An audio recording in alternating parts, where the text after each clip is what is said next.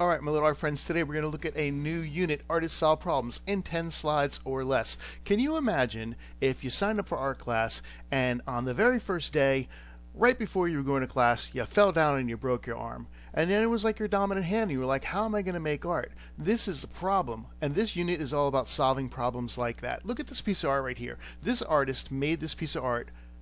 How? How do you think he made it? He had a limitation. Did he draw it with his left hand? Did he draw it with his right hand? No, actually he drew it with his head. Can you imagine that? He drew it with his head.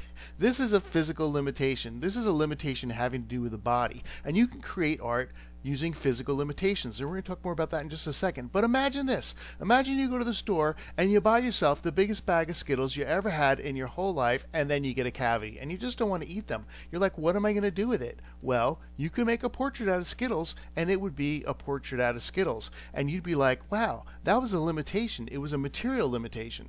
It was like, I wanted to make art, but I only had Skittles. That's what this unit's all about. If you have a limitation, how are you going to make art? Let me tell you about this artist, Phil Hansen. Phil Hansen uses limitations all the time. One day, he goes to McDonald's, and he gets a bag of French fries. And he's like, what could I do with this French fries? How could I only make art using French fries? So he takes it home and he gets a big piece of paper and he starts pressing the French fries up against the paper, and he realizes, wow, I can draw with the grease. And he ends up making a whole portrait just out of the grease from one bag of French fry. That is a limitation right there. So this week's unit is all about you creating a work of art by incorporating a physical or material limitation. Hey, I'll show you a few student examples from other students who have already done it. What if you could make a picture of a bird only using birdseed?